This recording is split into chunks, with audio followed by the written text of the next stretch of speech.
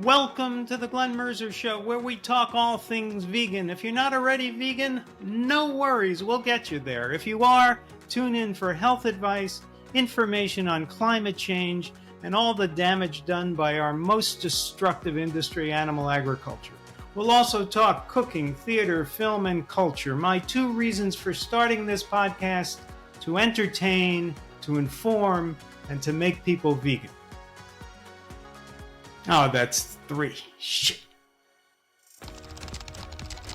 Welcome to the Glenn Mercer Show. You can find us at all your favorite podcast platforms. You could find us on YouTube, and please remember to subscribe. You could find us at realmeneatplants.com.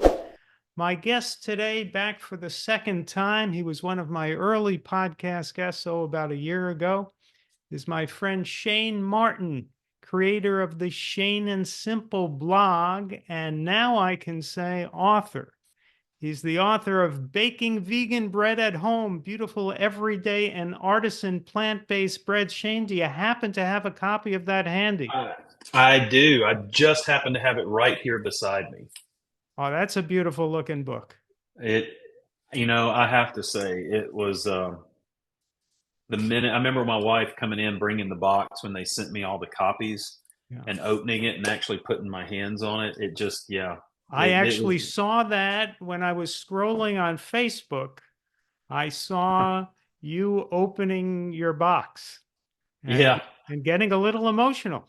I did. I was like, I've never given birth, but I assume that's as close as I could get to it. Right. There was no umbilical cord involved, but there was Fortunately, tape. no. Yeah, there was tape. Very hard to get through because I didn't have a knife on me at the time. So right. And you also have a second book coming up, which is available now for pre-order. Yes. Called the Vegan Bread Machine Cookbook. And so my first question to you is, are you the vegan bread machine? No, I am not. So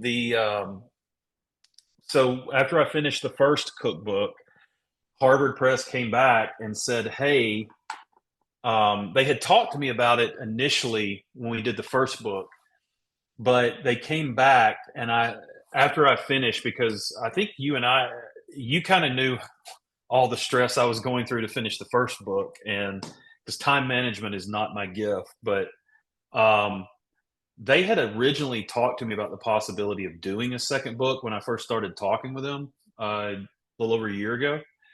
And right the minute we finished this one, they said, look, we've gone in and we've looked, and there are bread machine cookbooks out there, but we found a gluten-free bread machine book that's still sells well after 5 or 6 years. But they said there are no vegan bread machine cookbooks. So you essentially would be the only one on the market right now. Would you want to do that book? And I thought for sure, after missing all the deadlines and making them pull their hair, I was like, there's no way they're going to ask me to do a second book. But they loved the way the first one turned out, and they said, yeah, we want you to do the second one. So me being a glutton for punishment, I thought, sure, why not? So this has been a little easier. I'm still behind, but like I was talking to you earlier before we started, I've got to finish shooting and just finished editing the final copy edits a couple days ago. But yeah, so anyway, it's where this book will differ is, instead of this book here is all about making bread by hand, kneading, and all of that. This next book will be purely using a bread machine. So a lot of the bread is kneaded, baked, mixed, all in the bread machine. And then some of the recipes use the bread machine to knead and proof. And I've got to say, it is the best way to make bread. I don't know that I'll ever go back making bread the same way. It's just too easy to do it this way. So well, I don't know anything about bread machines. Tell us about bread machines and how are they different? I hate to say this, but you're really asking the wrong guy. The guy who's writing the book. The guy who's writing the book. So it's funny. Like I can't remember if I told you this, Glenn, but when they first asked me to do about doing a bread book, and they reached out to me when Harvard Press reached out, they said, "Yeah, we found one of your recipes on Pinterest. So you're a bread guy, right?" And I went, "I really like to eat bread," is what I said. I'm like, so I So didn't you were lie. qualified. Yeah, so I didn't lie.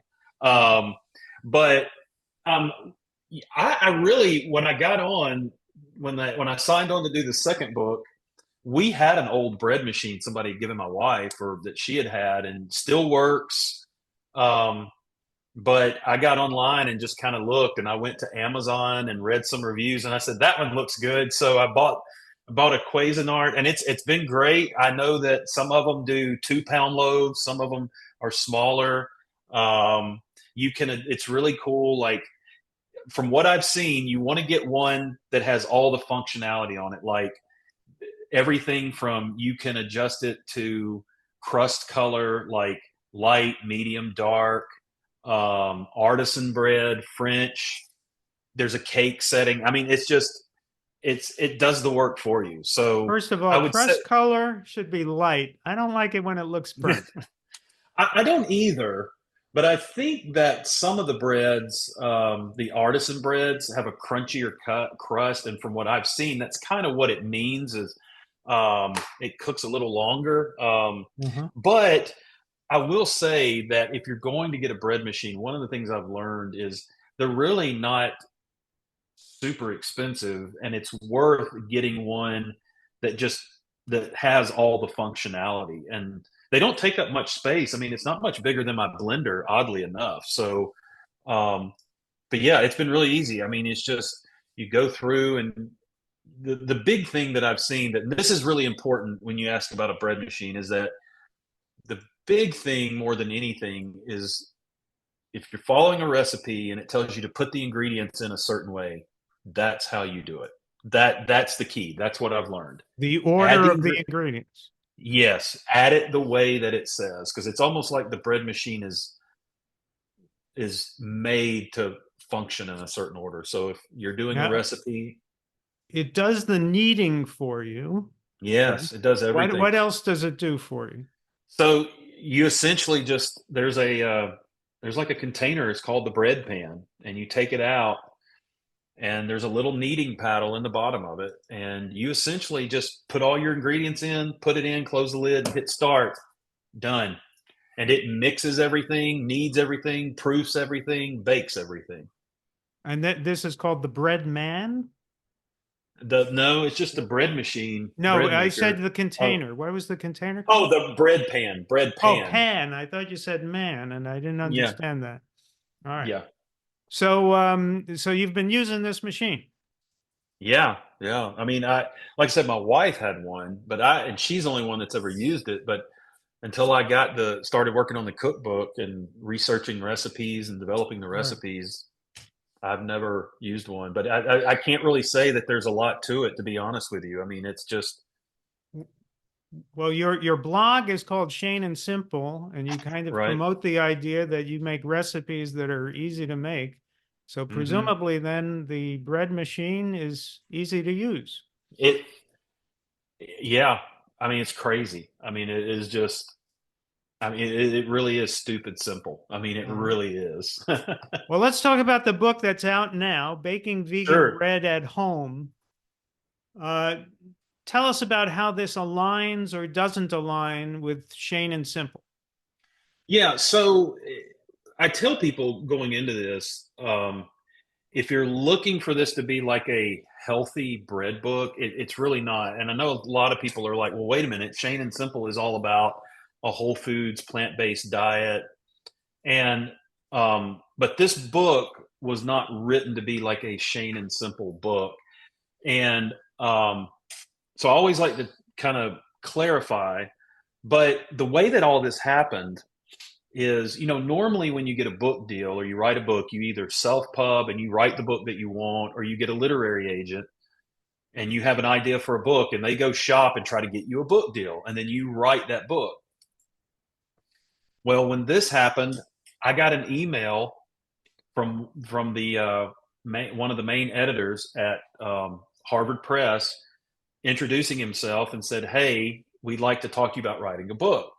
But then he went into saying, "Hey, this is a little bit different. We already have the subject, we already have the budget, we just need the author. And we think you'd be a good fit for it." And I just learned in my course of life as a musician, whatever, if anyone asks you if you can do something, always say yes. And then learn how to do it if you need to. Because a lot of times saying no, you're done. Like, I don't encourage, I'm not saying lie, but if you learn how to do something, and so they asked me if it would be something I'd be interested in, and I said yes. And they told me what the book was about. They told me, like I said, they had the budget and everything already planned out. So I did not tell them that I would sign on right away. I said I'd like to think about it for a couple of days. And what I did is I talked to my wife about it, because I mean, you've written books. I mean, it's a task, and when you undertake that task, I mean, there's a lot that goes into it. I mean, it's more so than I thought. I'll be honest with you. And but I also was like, it's going to take time away from the blog, and we've been moving and renovating for the last 2.5 years, so that's been inconsistent. But also, I realized it was not going to be able to be a whole foods plant-based cookbook, because they specifically wanted like a lot of artists, because a lot of bread is vegan naturally, there's um but I realized like a lot of the breads they wanted, artisan breads like that used eggs and cheese, or things like that, egg washes. It was not going to be possible to do 75 bread recipes that were completely whole food plant-based compliant, because, and as well as I do, Glenn, you've been vegan a long time and following a whole foods plant-based diet a long time. But there are some things like we can find the equivalent of a healthier version of something that we left over in the animal world, but it's never going to be the same. Like, flax eggs work as a binder, but they're never going to work like real eggs do in a cake recipe. Or it's possible to mimic, but often not always possible to completely duplicate. And so we have to depend, when it comes to baking and some things, like a lot of times the only way to get those results are with the vegan products that are out there that aren't necessarily healthy, the vegan butters and the vegan cheeses. And so I really struggled with that, to be honest with you. And so I didn't tell them yes right away. I talked to my wife, and then actually I talked to a friend of mine who was a New York Times bestseller, who had ended up going on a plant-based diet and become one of my followers, and had through the years reached out to me. And when um, I guess I had put something out on my Facebook page about this opportunity as a book deal, or I had messaged him, and he gave me his number. He called me and he said, "Anything you need, any advice." But what was really encouraging is, he's a whole food plant-based guy all the way. And I just said, well, I said, the thing I'm struggling with is this won't be able to be a whole foods plant-based cookbook. So, I can't promote it as a Shane and Simple book.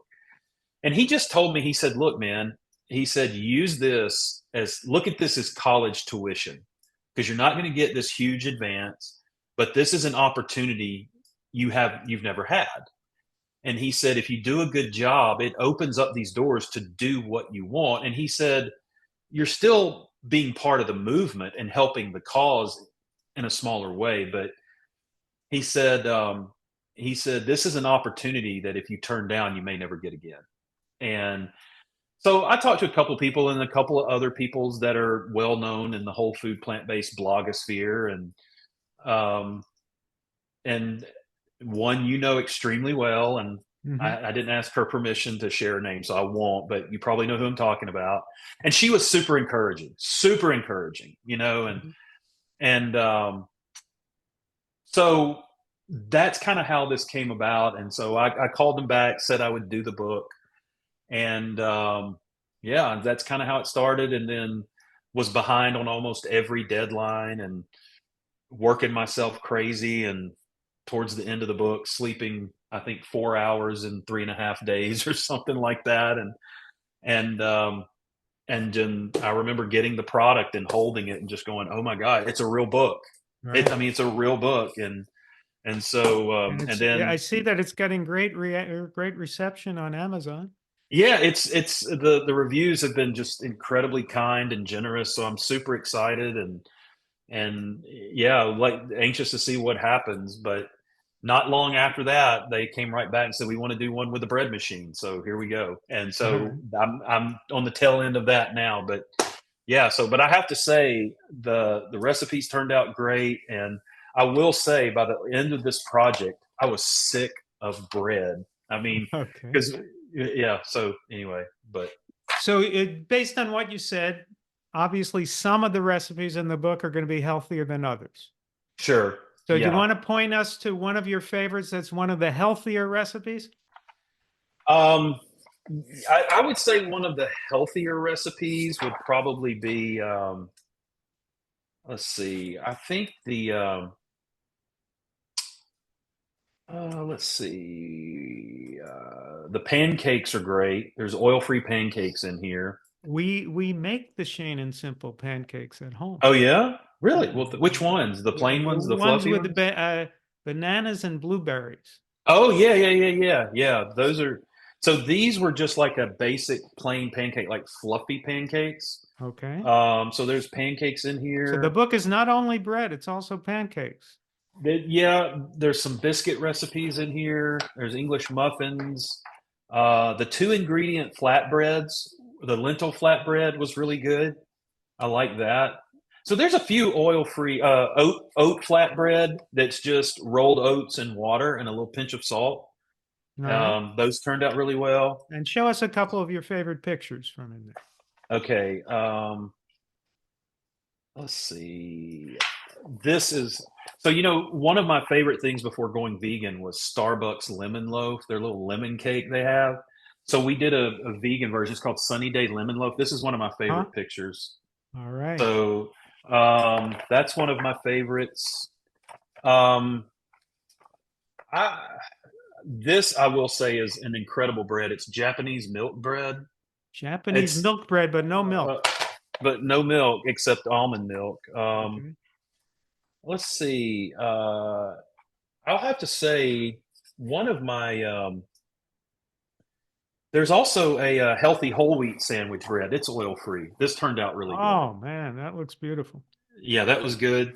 But I'll have to show you, Glenn. Probably my favorite photograph. There's two. They take up the whole page. It was this one. Oh my goodness. That is a great photograph. Yeah, shot that on That's my dining room table. that's But like a Dutch painting. yeah, it. I had to shoot that at like 12 in the morning.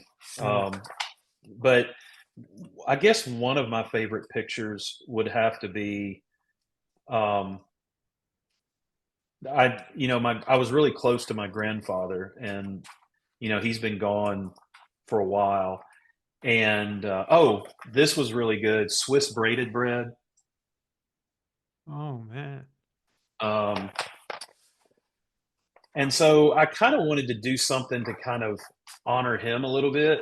Yeah. And he was, he'd wake up at like 3:30, 4 o'clock in the morning, and he was always had a pot of coffee going and sitting at the table with hardly any lights on and smoking his cigarettes.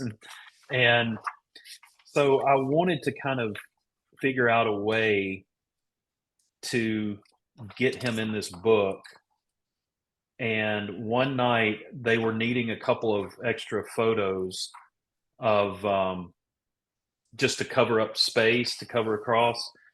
And so, we've been renovating this 100-year-old house, and we have the original French doors. So after everybody had went to bed, um, I found one, like I've got an old coffee cup that looked like one, and so I tried. This is the picture that kind of honors him. You see the chair by itself, Yes.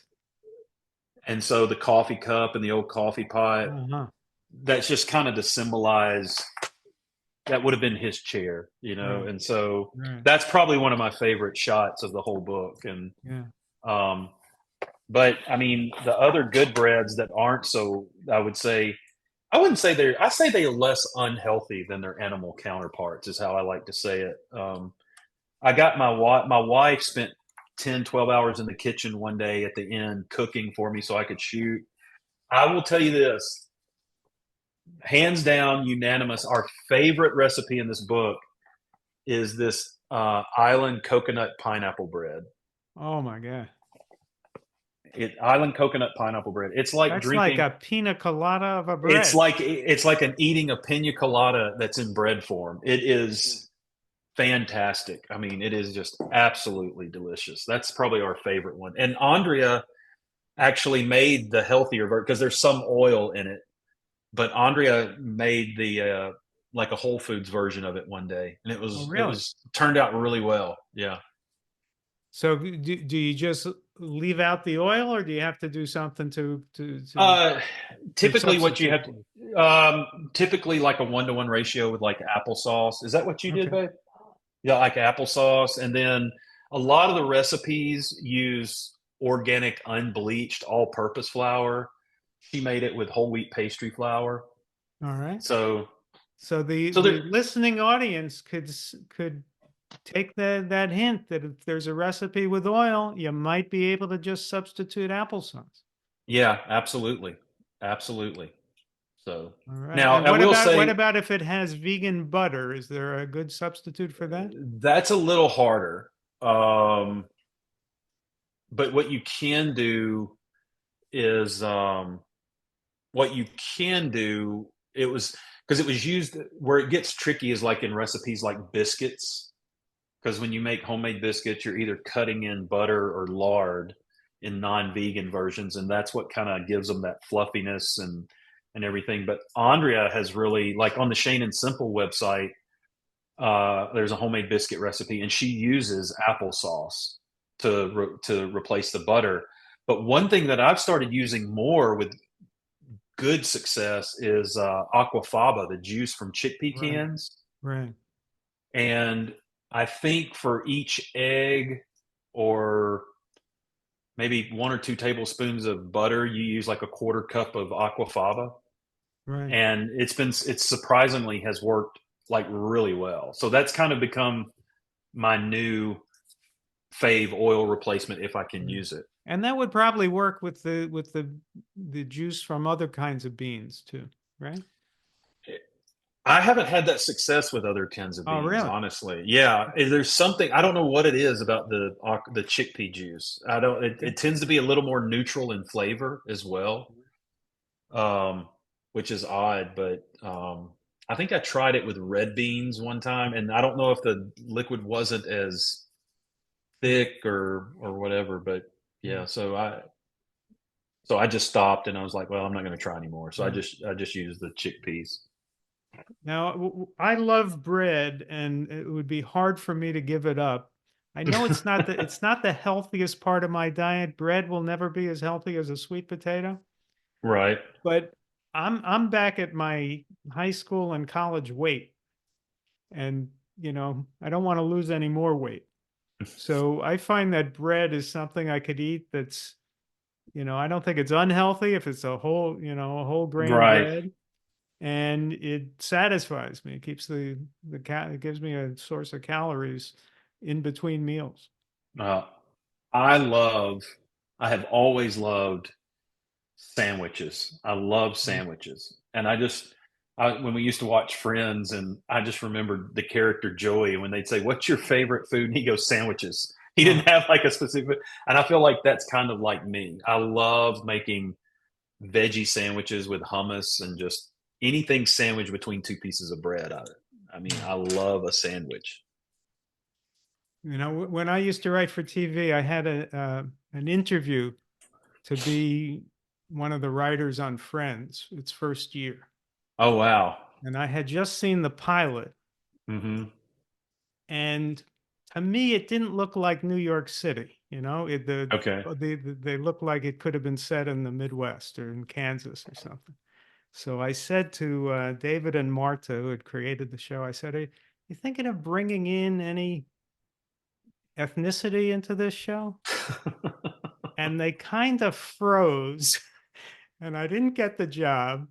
And then I read after the show ended, they said, probably we should have had more ethnicity in the show. So, Wow. so asking that question cost me several $1 million, but But you're happy, Glenn.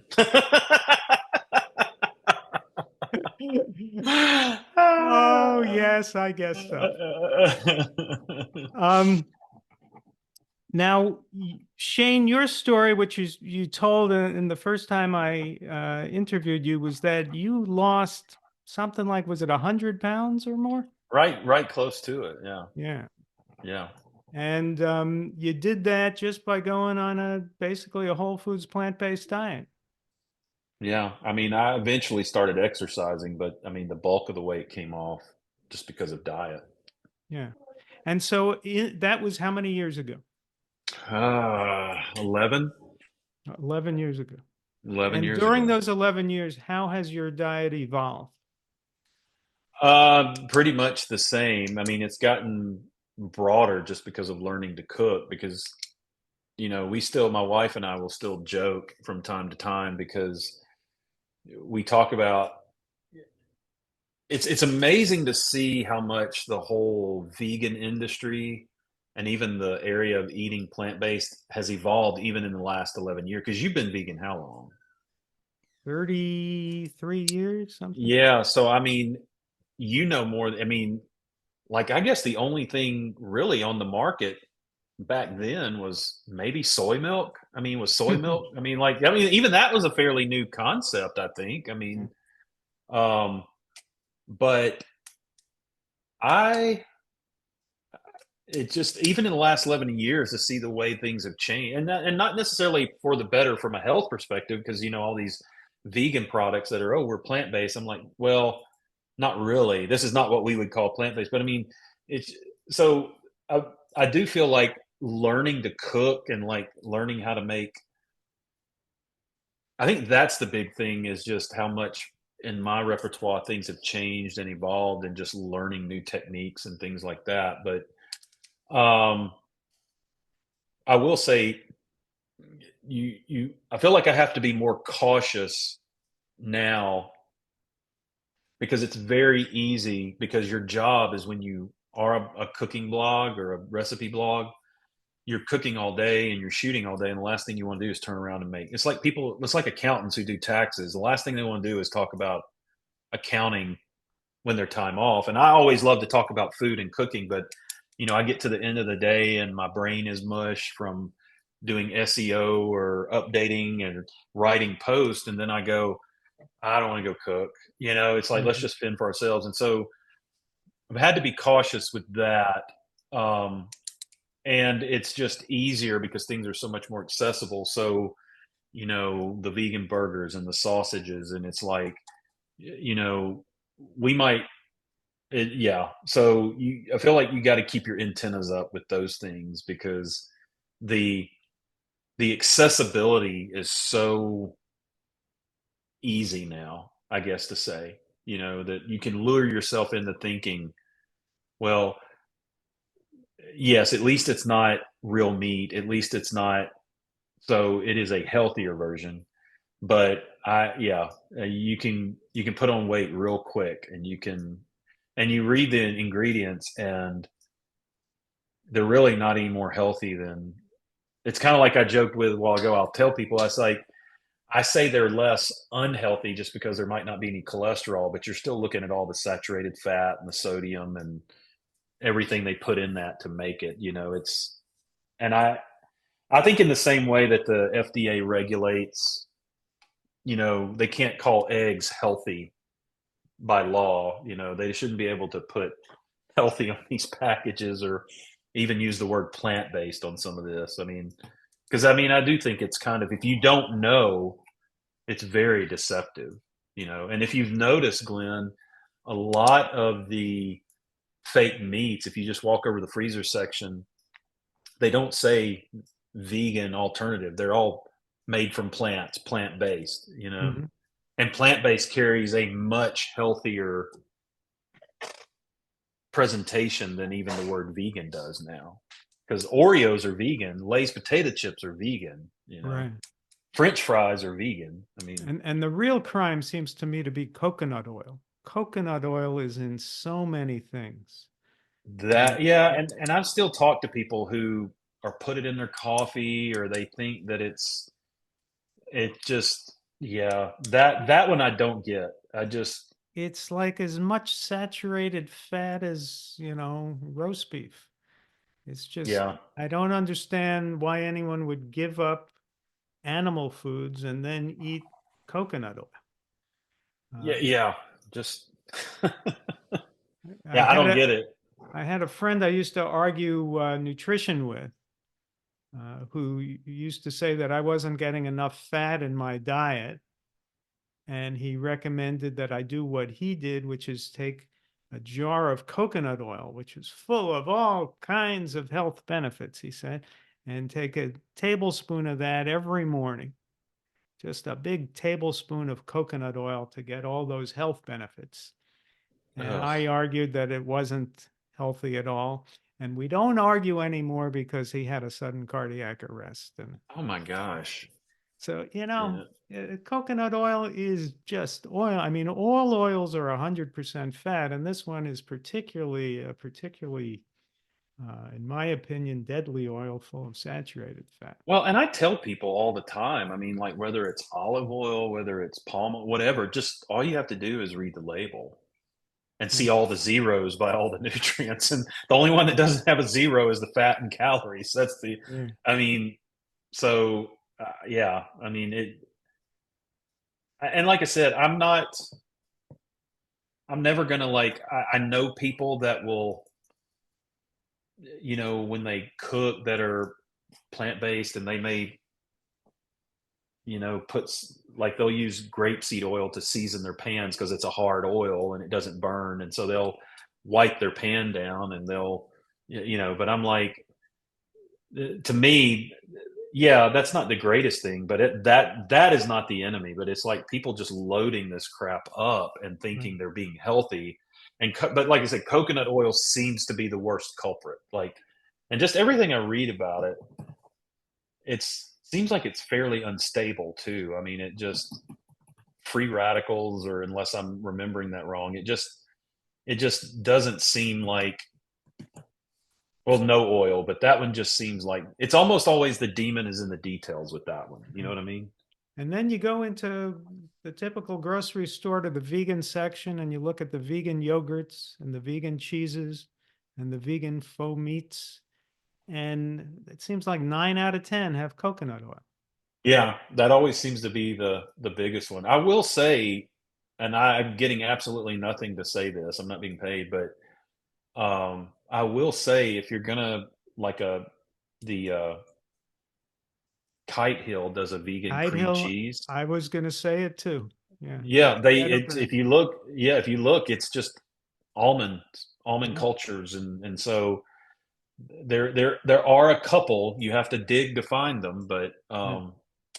but that seems to be like if we are going to have like a brunch or host a brunch and we're doing like a fruit tray or bagels or just something like that, Kite Hill is usually what we'll go and get, and I think it tastes better than the other ones too. I mean, Right. I used it in some of the recipes in the book where cream cheese was called for. And I'm guessing you have a bagel recipe in the book? no, it's the one thing I No. don't have. No, Uh-oh. I I asked don't a think question there. I shouldn't have asked. No, I think that's good. Let me make sure. Let me hold on. You I'm should gonna, I'm gonna know. Have you read this book, Shane? I have, but it all runs together. All right. So, um, I don't think uh, I have a donut recipe. Well, that's a different. No, there's not a bagel recipe in All here. right. There's biscuits. Just yeah, no, All right. Well, no, keep it in no. mind for the next book. Required too much work, man. Oh, Now, I forget when you became a vegan, was it because you had seen a documentary, yeah.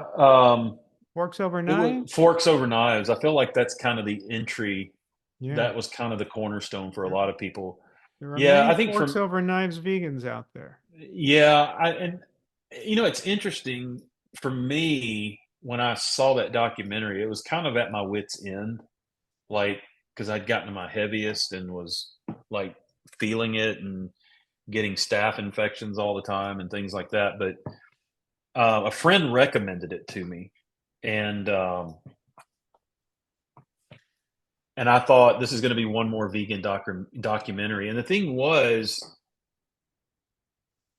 I think I, like many people, were just resistant to the idea of going vegan just because um, the stereotypes and the Right. caricatures. And I'm not an activist type person. Like, I mean, I will not remain silent on things, but I've also, I can also, I feel like I don't want to be the caricature of anything. Like, I want to go out, have an intellectual debate and intellectual discussion because I feel like, that whole thing, you win more flies with honey than vinegar kind of thing. But I believe there are places for activism and standing up, and we see that through history. But to me, that's what veganism represents. I'm like, I'm not going to go protest zoos. I'm not going to yell at people for wearing leather. It's like, and that's kind of what I thought. And then when I saw Forks Over Knives, what pulled me in and what attracted me is I thought it's the first time I'd seen anything like that. And it was completely centered around the science of everything, Right. like nutritionally. And one of the things that blew me away is because my dad had developed type 2 diabetes and some heart issues. And the doctor had put him on like the low carb thing. And he did lose weight, but we know that losing weight is not always meaning healthy. And I mean, cancer patients lose weight when they Mm. are on chemo and things like that. But um, I he was still having to manage his diabetes. It never like would go away. And I'm like, there's a reason because you're still eating fat. That's what causes diabetes. And when I saw the documentary, what it did was it blew a lot of the myths out of the water. Like, they like my dad wouldn't eat potatoes, he wouldn't eat a lot of fruit, and things like that. And here I am watching this documentary of all these people dealing with diabetes and heart issues, and they're eating spinach and all the greens and everything we know about, but they're eating. Then I see John McDougall talking about eating corn and beans and rice and potatoes. And I'm like, wait a minute, rice and potatoes? Because you're told those things are unhealthy even today. There's too many carbs, there's too many carbs. And I'm like, well, I love potatoes, Yeah. and then they're eating breads and they're eating pasta. And I'm like, and then I see Dr. Esselstyn and I see T. Colin Campbell, and I see Rip, and I see their diets, and I see what they're eating, and I'm like, I remember telling my wife, I looked at that and I said, and initially I thought, well, all of that looks good, and I just heard them talk about remove the oil, remove the butters, and I thought, well, that makes sense to me. High in fat and high in calories, that just seems the logical place to go. Right. And so like early on, kind of going back to the conversation earlier, I think the reason I dropped so much weight to begin with is we were just eating tofu and salads, and because we didn't really understand, I didn't make the connection that most of us eat more of a plant based diet than we realize, especially in the South, because you're eating corn, beans, rice, and potatoes. The problems is you're seasoning it with butter and lard and, you know, obscene amounts of salt. But if you cut back and make that, and I always tell people here, like, if you're not going to eliminate the animal product, just make it like a small side and make the corn, the beans, and the rice the majority of your meal. Right. But kind of going back to Forks Over Knives, I think that's the thing that appealed to me was all the food they were eating, and you're seeing these desserts. And I remember watching Rip Esselstyn like the next day on a TED talk talking about like they were making peanut butter oatmeal and chocolate chip cookies, and I'm thinking my mind was just kind of blown. And so I would say after about 3 or 4 weeks of just kind of grinding it out, um, I found Rip Esselstyn's book, the Engine 2 Cookbook, at the library. We were living in Auburn, Alabama, and I found his cookbook. And so I started making the Adonis cake, and I made that chocolate cake, and I mean, started making like a tempeh Reuben and things like that. And I was like, this is the easiest thing in the world. Just you're just learning to cook again, you know. And so, Right. and we were fortunate to have an Earth Fair close, so I was able to buy silken tofu.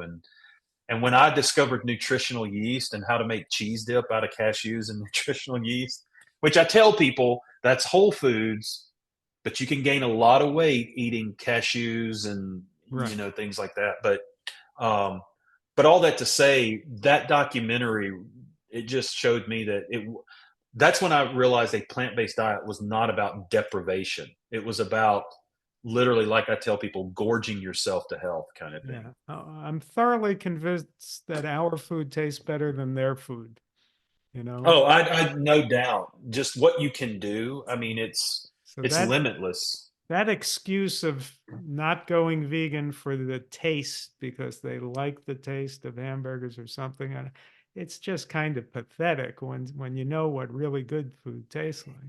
Yeah, absolutely. I agree 100%. It's like Rip Esselstyn said. He said it's a vast cornucopia is what it is. I mean, Yeah. because there's just so much you can do with whole food plant-based ingredients. So You how just long did it take from the time you started with your first vegan recipes from Rip's book, The Engine 2 Diet, to the time when the light went on and said, "Hey, maybe I could be a vegan blogger and create oh recipes."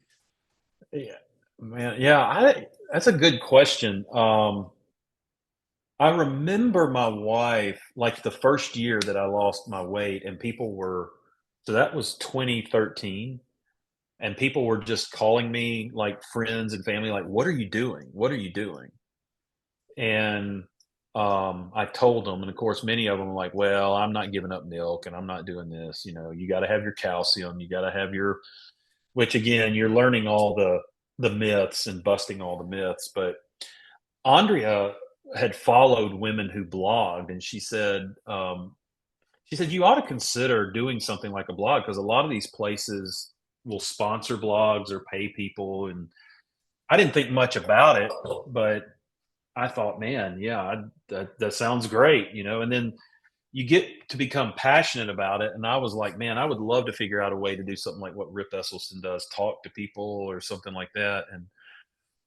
And so I guess I didn't think much about it, and then probably in 2014, I got on looking at blog platforms and thinking of what it would look like to start a blog. Oh, that'd be great. And just I just had no clue. And originally, I had gone and registered the name for the blog to be Famine to Feast was going to be the name of the blog.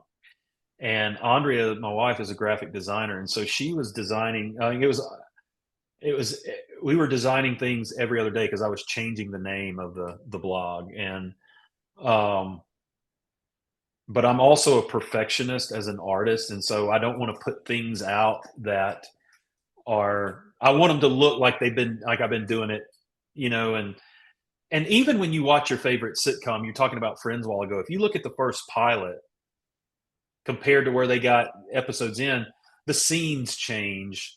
Like even in Seinfeld, his apartment changed. Like things get better, and that's how it's supposed. So anyway, so it started out as Famine to Feast, and Andrea had designed it and done me like a logo, and then I was having breakfast with a friend. So that started in like 2014, and then we ended up moving to Charlotte, and I kind of dabbled but never really did anything. And a friend of mine, I was just ready to try something new, and so this was probably 2015, 2016. And I said, "What did you think about that logo?" He goes, "Yeah, I didn't really like it." And I was like, "Well, my wife worked hard." He goes, "It's not the logo." He said, "It's the name." He said, "It sounds like a bad name for a church youth group, Famine to Feast." And I thought, okay, point taken. And so I just started trying to come up with another name, and I went through several things, and then I came up with the plant-based menu. And Andrea had designed a really cool logo with that, but I thought that doesn't feel right.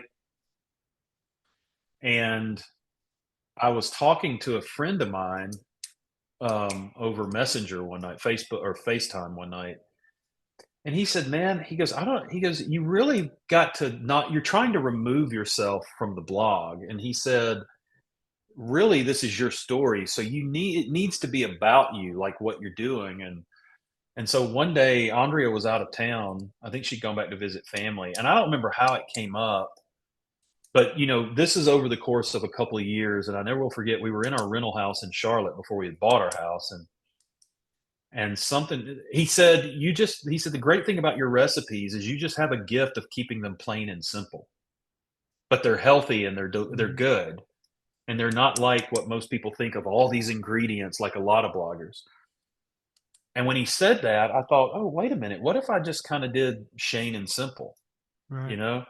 And so I called Andre. I said, "What do you think about this?" And we always joke, like, I'm real extroverted and I get on things real quick, and Andrea has to process. And so, but she went, "Yeah, I like that." And then the more we talked about it, she goes, "Yes." And so we always talked about, one of the things that we just hated about sometimes what people perceive as vegans is they can be pretentious, and the recipes can be overly complicated. That's what a lot of people think. So that's how the tagline, "Practical, not pretentious plant-based recipes," kind of came in. And so the name stuck, and that was probably 2015. And so Mhm. we kind of started toying around with it. But it wasn't until August of 2017 that my wife finally, because I was listening to all these podcasts about bloggers, and they were saying, just put something out. Like, your content is what's important. You'll learn to take the photographs. Even if you're taking them with your phone, just do something and get consistent. And one day, again, my wife said, just put something out there. Do it. We've been talking about this for 3 years now. So You're it just didn't letting it really sit. start till 2017. 2017. And I finally wrote my first blog post. I took pictures with an iPad and an iPhone. It's still on there. It's the very first recipe. It's a grilled peanut butter and jelly and banana sandwich, and it's still on there. Okay. And I didn't know anything about SEO. I didn't know anything about keyword research. I just was writing. And the photographs are terrible. The lighting, I mean, it was horrible. But I left it on there, and I put it out there, and had a few more recipes. And um, back when you could really build up a following with Facebook and get in other groups and share before Google ratcheted down its algorithm and started locking you out of groups, um, I just started sharing a lot of stuff, and it picked up a little steam. And I would say probably, I remember adding uh, Google AdSense, where you could go in and register with Google, and you could just put a code and Google would run an ad. I wasn't with an ad network. I'm with Raptive now. It used to be AdThrive, but um, I was running Google Ads, and you get paid like not even cents on the dollar, like less than cents on the dollar. And I remember the first day my blog, I looked and it made 12 cents, and I was looking Uh-huh. in Google Ads, and I was like, "Oh, this is terrible," but I made 12 cents, and I had no clue how to make money doing it. And Do you remember where you uh, invested that? that 12 cents, Yeah. um, I tried to find a, gumball machine, but they're all 50 cents or a quarter now. So I didn't even make enough to buy a piece of gum. I, so yeah, I was running some ads, just that the codes I would put in, just because I thought it made the website look legit. And um, I remember I started to get some page views and stuff like that. And then I think it was 2018, maybe around Thanksgiving. I just kind of plugged away and plugged away. And around Thanksgiving of 2018, I had my best day. And I think I had, for the month, I think I had 75,000 page views. I couldn't crack that 100,000 page view mark. But I ended up having enough page views or sessions to where I could apply to one of the big ad networks called Mediavine. And ended up applying and got accepted. And then I started seeing the blog make like $25 in a day through ad revenue. And I started making about $8 to $1,200 a month in blog income, which was a good side income in addition to my job. And um, and then I kind of got discouraged going into the first of the year. My job at the church got really busy, and I had put the blog off, and I had not posted for 3 months on the blog. And I just remember going, this is something I want to do and I love, and I'm not letting anything kind of get between that anymore. And Mediavine, the ad network I was with, had actually come to Charlotte to do like a workshop for its bloggers. And there were several bloggers in Charlotte with them. And they were just talking about here's a way to increase page views, things to help your monetization. And it was really encouraging. And I got really pumped. And I remember coming home that night and I just bore down and I started working on the blog. Like I set a schedule and I said Tuesdays and Fridays are when new recipes will go out. Mm-hmm. And so basically the way I worked is I would work my job through the day at the church, and then I would come in, have dinner with the family. And then while they were watching TV and then go to bed, I would start getting ready and I would cook, I would photograph, and then I would write the post. And I would usually end the day about 2:30, 3 o'clock in the morning. And I did that every Monday night and every Thursday night, so that there was a new recipe going out on Tuesdays and Fridays. And I just started to see things grow a little bit. And so still not at the point of a full-time income, but October of 2019, the church I worked at was growing, and I just had getting burnt out. I was just tired, and I was like, I want to do the blog. And my wife is a freelance graphic designer, and I never will forget. She could see that I was burnt out too, and I was just exhausted from my job. And there was a little coffee house about 2 miles up the road from the little community we lived in called Nova's Bakery, and they opened every morning at 5:30, 6 o'clock. And even when I was making no money, I would get up at 5 in the morning, 5:15, and start blogging or doing something. And I would go and sit there until it was time to go to work, and just blogging like I was making $1 million a year. And I would go there in the afternoons to work because there was hardly anybody in there. It was just quiet. And but this one afternoon, I was telling her, I said, the church is getting ready to restructure. They're adding another site location, and they're talking to me about doing this. And she goes, I don't think you need to do that. And we had friends saying, we think it's time for you to step down. But I'm like, I got to support a family. But she brought our budget, and we sat down at this little coffee shop at like 2 o'clock one afternoon and had a business meeting together.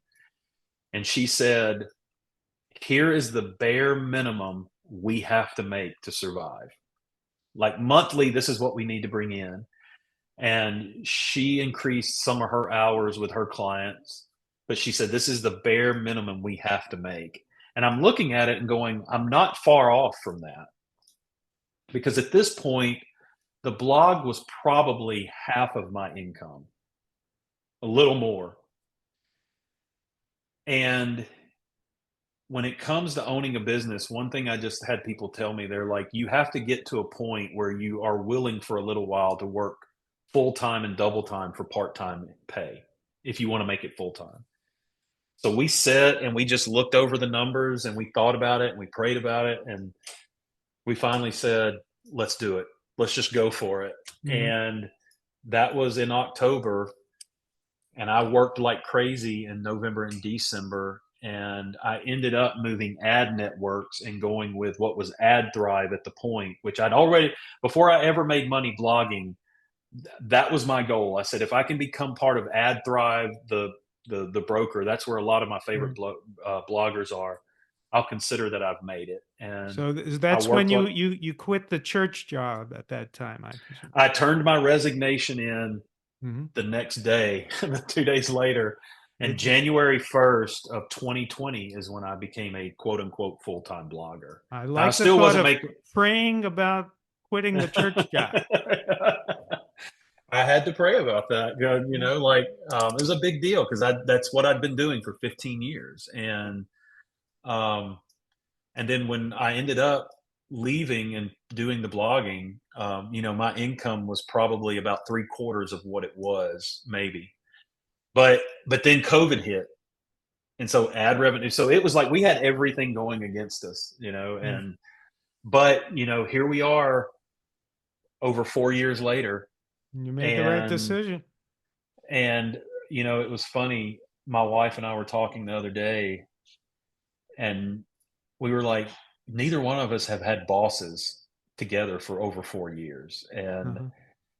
you know, it's a struggle at times. I mean, because things change in the blogosphere, and you're trying to figure out a way to keep up, and but I mean, it's the greatest job in the world, you Yeah. know, and I hope I'm fortunate to get to do it a long time because I don't know what I would do if I couldn't do this. Well, But you're on a healthy diet, so you should be able to do it a long time, which brings me to right, my final question for the day. sure, sure. You recently got some momentous news at your relatively young age. What are you, about 50? I just turned 51. Okay, 51, and you got the momentous news that you're going to be a grandpa. And so I am.